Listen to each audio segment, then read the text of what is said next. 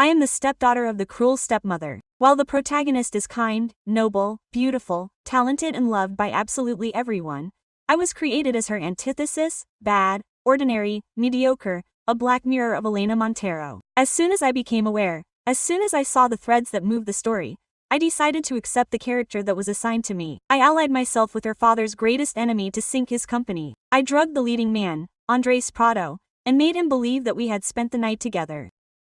I took away Elena's place on that exclusive design program abroad that was going to catapult her career. And now, 7 years later, I have returned as a famous designer and as a judge on a primetime competition. Elena Montero is nothing more than an ordinary contestant. When she went up on stage and looked at me, I let the poison of my role ooze from every word. This design has no soul, you have no talent. Give up before you make a fool of yourself. A gasp ran through the set. No one expected such cruelty from Sofia Castro, the judge known for her elegance and warmth, much less on air. Elena's lips articulated a single word that never came out. Sister. I ignored her and threw her portfolio into the discard pile. You're eliminated, Sarah, I said to the model wearing her dress. She stormed in furiously. She's worth more than anyone here. Who's more talented than Elena? Who? Every good story needs a loyal and theatrical friend. Sofia Castro, are you jealous? Sarah accused me. Elena, dying of embarrassment, whispered Sarah to her. I just smiled. If you think I'm not qualified, sit in my place. Elena blushed to the ears. I'm so sorry, Miss Castro. We're leaving. But then a voice cut through the tension like a knife. Just in time, Andres Prado. The cameras turned to him. His perfect face, cold as marble, advanced with firm steps among the judges. He stopped in front of Elena and then turned to me. What exactly is wrong with this design? He asked in a low, defiant tone. 7 years later, and there we were again. There was a storm in his eyes that I couldn't read. Hatred for how he treated Elena or for the lie I'd spun years ago. It didn't matter to me. Either way, his rage was delicious to me. I don't like it, I answered into the microphone. That's my reason. The set froze. Andres let out an icy, humorless laugh. In that case, I guess I should introduce myself. I'm a judge on this show too. Gasps, whispers. He's the CEO, the lead investor. He's here for Elena. He's going to destroy Sofia. Andres took the empty seat next to mine. His scent, sandalwood and ambition, hit me like a wall. I pulled away in disgust. I saw his jaw clench. He pressed the green button. This design is extraordinary. It deserves to make it to the finals. A public, shameless defense. Elena's eyes filled with tears. Sarah looked at me triumphantly. I stood there indifferently. The murmurs of favoritism grew louder. The cameras zoomed in, expecting my downfall, so I gave them something better. I unhooked the microphone and stood up. I was done. Dead silence. If I had known the winner had already been chosen, I would never have agreed to judge. I will not be a decoration in anyone's Cinderella story. I looked directly at the nearest camera. I refuse to be part of the deception. The other designers deserve justice, even if it doesn't suit the powers that be. The chat exploded with support. Contestants began to rip off their badges, shouting that they too were quitting. Chaos ensued. Sarah stepped forward and slapped me across the face, manipulating which, she screamed. Elena ran to hold her back. Andres stood up abruptly and, to my surprise, pulled me behind him, protecting me. What are you doing? He snapped at Sarah. She's making everyone hate Elena on purpose. What if she said she wasn't lying? I asked calmly. Aren't you and Mr. Prado very close? Isn't he the investor and didn't he push for her to reach the final? Elena has earned it. Sarah squealed. I laughed softly. Someone had already started another live broadcast. Viewers were flocking. They all know each other. Sofia was obsessed with Andres. Andres loves Elena, but Sofia loves Andres. This is better than a soap opera. In the middle of the scandal, my phone vibrated. I answered without thinking. What's wrong, honey? Mom, are you okay? Mia's voice sounded fragile, shaky, on the verge of tears, through the speaker. The entire set, producers shouting, cameras buzzing. It became a blur.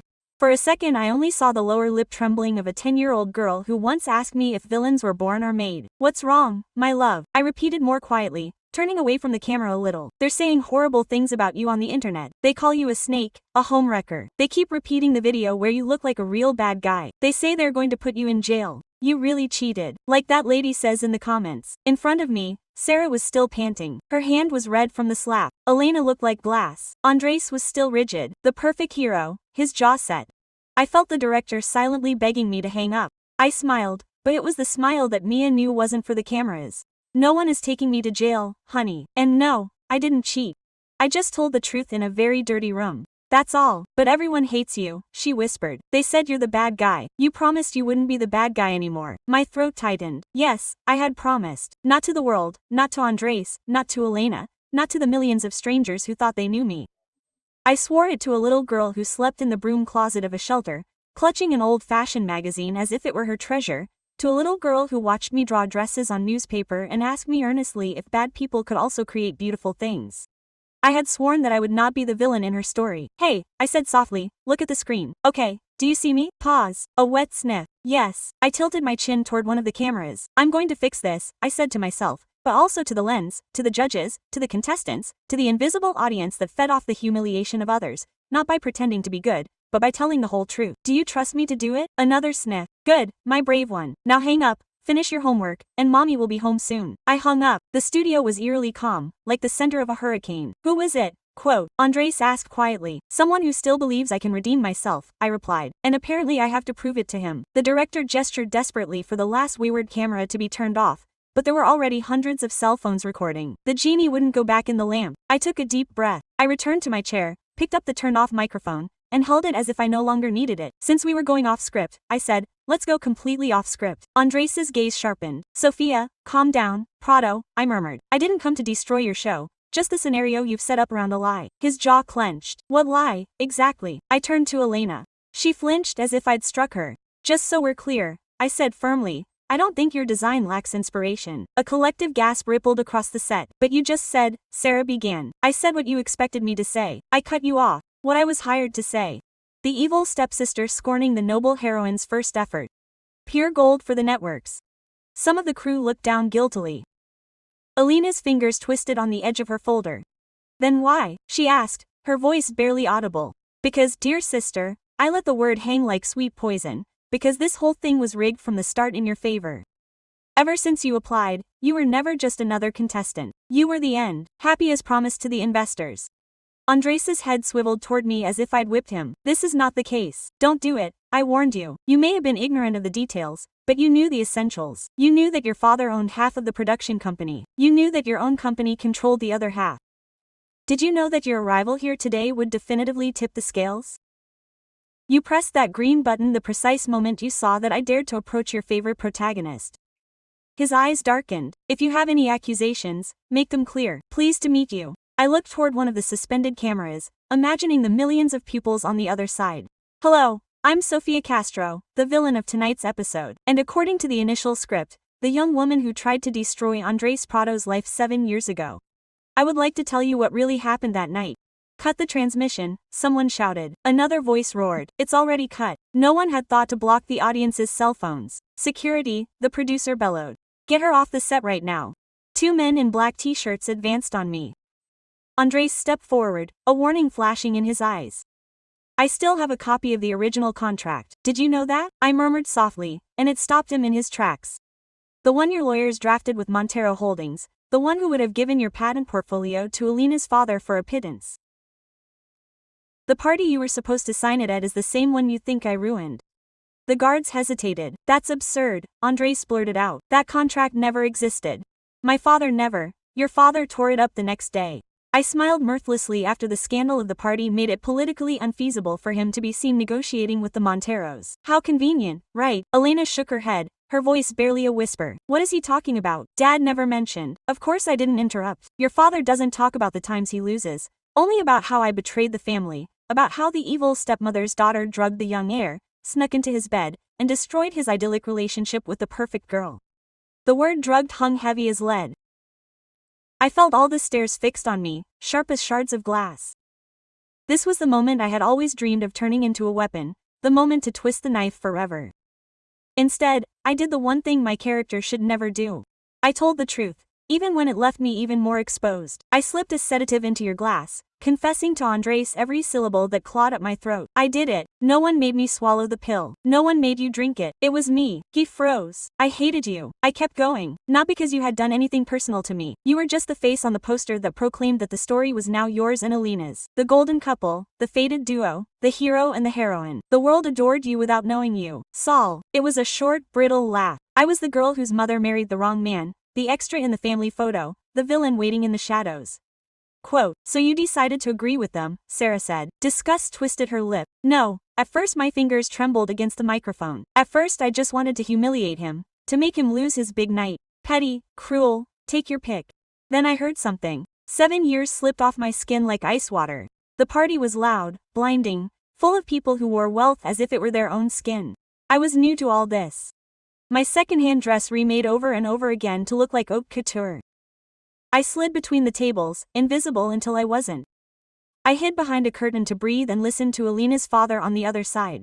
His voice was low, clammy. As soon as I sign, the Prado group will be ours in everything but name. The boy's obsession with your daughter is the best leverage we've had in years. And another voice, my stepmother's, saccharine and toxic at the same time. Keep Sophia out of it. She's in the useful, but unstable. If this goes wrong, all the blame will be on you. Useful ground, Sophia. Andres's voice pulled me from the memory. What are you trying to say? What did I hear? I answered. For the first time in my life, I didn't storm in screaming just because I was hurt.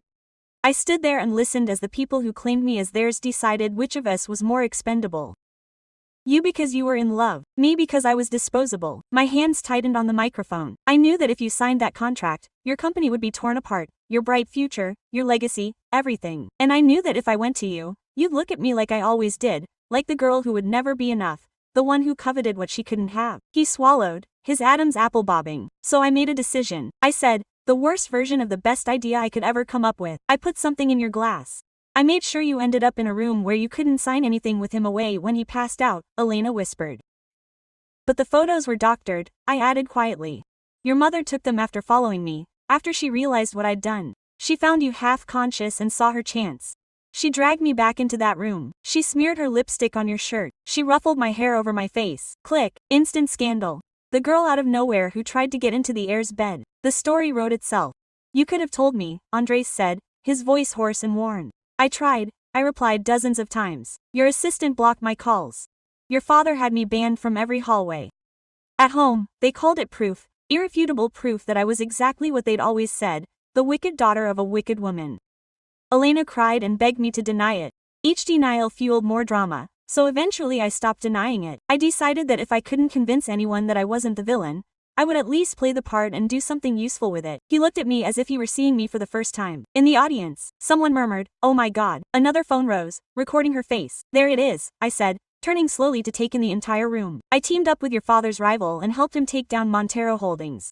I leaked enough information to regulators to open investigations.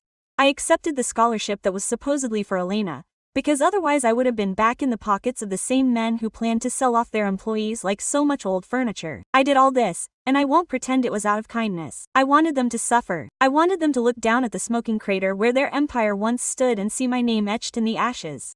Elena's shoulders shook. You destroyed my future. I changed it. I corrected it gently. You didn't get to go overseas like you dreamed of. You stayed and watched it all fall apart. You watched Dad move money he didn't have into shows like this, trying to resurrect them. And when the producers needed a hook, a surefire story to sell to the networks, he gave them one. I pointed to myself.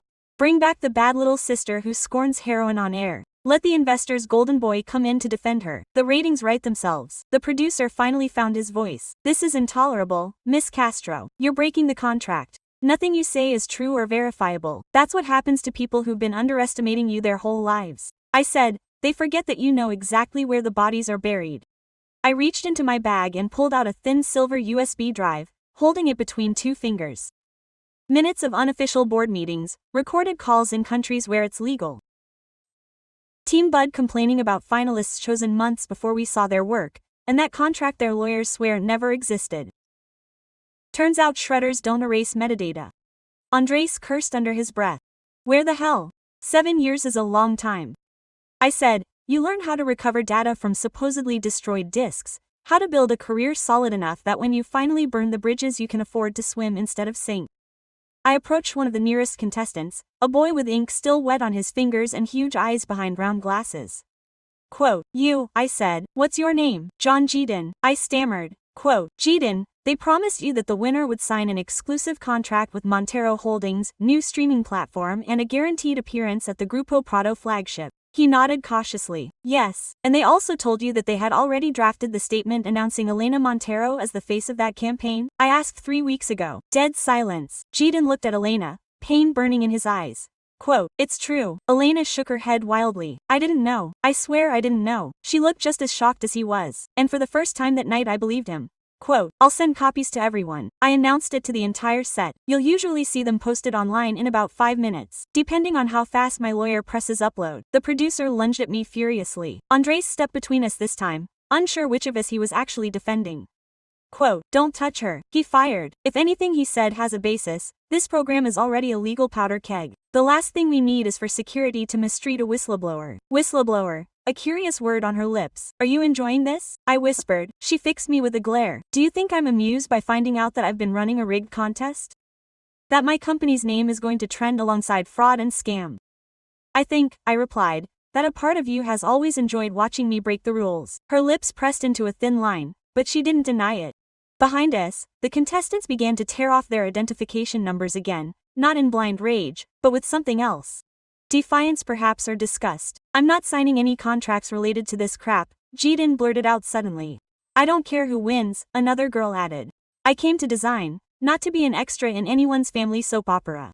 I looked at them, their faces flushed, their jaws tense, their hands that trembled, and I saw myself at 17, hungry for any opportunity, blind to who was pulling the strings. I took a deep breath and did something that terrified me. I'm quitting. I announced it, not just from the show, from the rival company board of directors, from any contract that ties me to this circus. Effective immediately, the producer's mouth dropped open like a fish out of water. You can't. Of course I can. I cut him off. My lawyers have everything in place. Consider this my resignation letter. Live.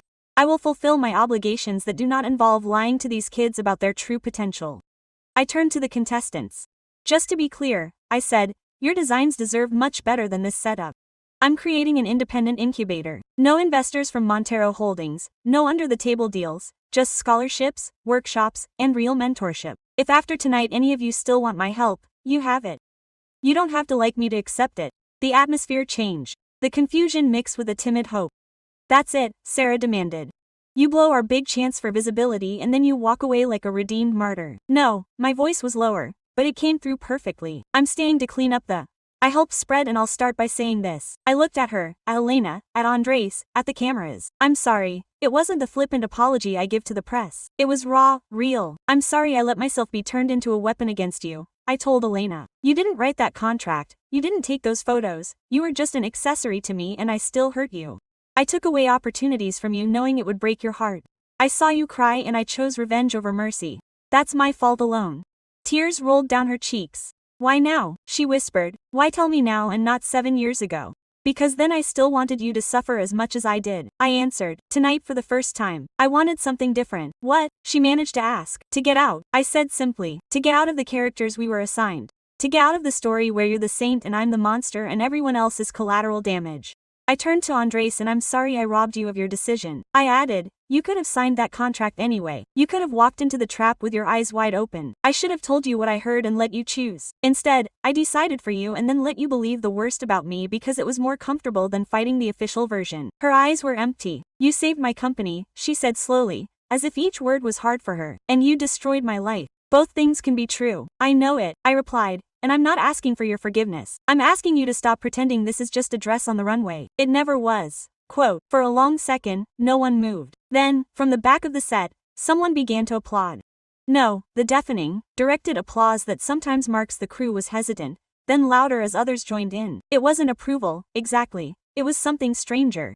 Acknowledgement of having seen something real in a place built on lies. The mute producer didn't try to stop him for the first time. Andres let out a breath and his shoulders relaxed slightly. This program ends here, he said at least as we know it. I'll release a statement tonight. Full audit, external review. If what Sophia is threatening to publish is true, the Prado Group will withdraw funding and will cooperate with any investigation. The producer's face drained of color. You can't. I can, Andres replied, repeating my words. And I will. My company will not be the joke in someone else's scandal. He looked at me again, searching my eyes. And what are you going to do now? I thought about me having seen everything from our little apartment. His cheeks were flushed, wet, the forgotten task in boys like Jidin, who just wanted to create something beautiful without becoming secondary to my revenge. Quote, I'm going home, I said. I'm going to make macaroni from an envelope with way too much powdered cheese and pretend I'm not seeing my face on every screen in the country. Tomorrow I'm going to sign a bunch of boring papers and then I sighed.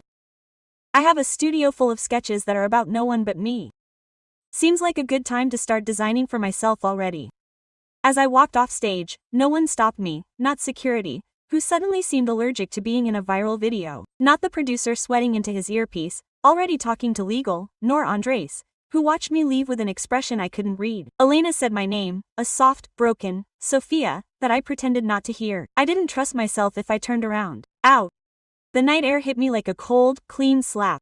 The parking lot was buzzing with reporters and flashbulbs, but my driver had the reflexes of a war reporter. He got me into the car with minimal damage. As soon as I sat back, my phone exploded. Protect Sofia Castro, Montero Amano, Piana tells the truth. Messages from my publicist, my lawyers, my agent, an audio from my stepmother that started with ungrateful and that I deleted without listening to. Among all that, a text from an unknown number, a photo, me under the spotlights, my cheek marked by Sarah's slap, my eyes black and sharp.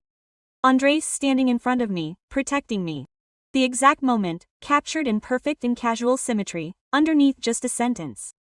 Sometimes the villain tells the truth when the heroes are too busy taking care of their image. No signature, nothing, just the number. I didn't answer at home. Mia greeted me by almost throwing me to the ground, hugging my waist. You've been incredible, she mumbled against my belly, and a little terrifying, but above all incredible. At the shelter everyone was screaming. The teacher, Donnie, said that you're like the evil queen in the story who turns good in the end. But I told her that you really were mean. You were just really tired. My laugh came out in a breathy, sort of way. She pulled back and looked at me with her brown eyes very seriously. Are they going to put you in jail? I didn't say anything. They'll be too busy suing each other. She nodded, satisfied. Good thing, because I need help with my art project.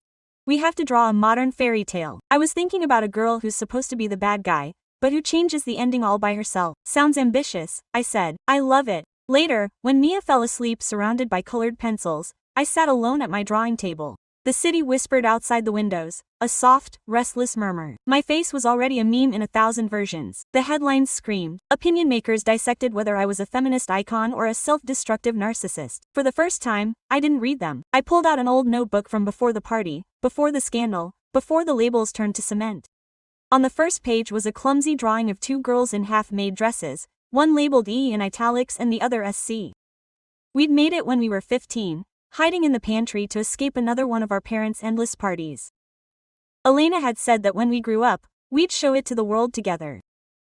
Two designers from the same house, breaking the rules and creating things that actually meant something. I caressed the almost erased lines and felt a strange tenderness cutting through the old pain. We were never going to. You have to stay that same kind of girl, I murmured to the empty room. Although perhaps we don't need to continue being rivals. I had no idea if she would ever forgive me. I didn't know if Andres would ever look at me again without his eyes clouding over with the image of a full glass and a night he barely remembers. I didn't know what the industry would bring me after all this. How many doors would slam shut? How many hallways would suddenly become too narrow for me? But there, sitting with my fingers stained with graphite, I realized that for the first time since I could remember, the strings hanging over my head were loosening a little. I picked up a pencil and started to retrace my steps. No clothes designed for revenge, no armor camouflaged by glitter and sequins, no clothes created to hurt someone, just lines. Just fabric that moved as I decided it would move. Colors that no longer responded to any other signature, only mine. Silhouettes that hugged the body on their own, without needing the support of a man in an expensive suit, with a borrowed last name or a script written by someone else. My phone vibrated one last time before I turned it over. A message from Andres, no reproaches, no apologies. We need to talk not about the program, not about the contract, not about what happened 7 years ago. Tomorrow in my office I stared at him as the cursor throbbed in the reply box like an indecisive heart. For the first time I didn't answer right away. I put the phone face down. Another line came up and another. Under my hand they were forming the shape of something different. Maybe tomorrow he would come. Maybe I would let him tell me his truth, and between stumbles we would try to build something that resembled an understanding. Or maybe I would delete the message and continue to distance myself further and further from this story that had almost devoured me whole. It didn't matter.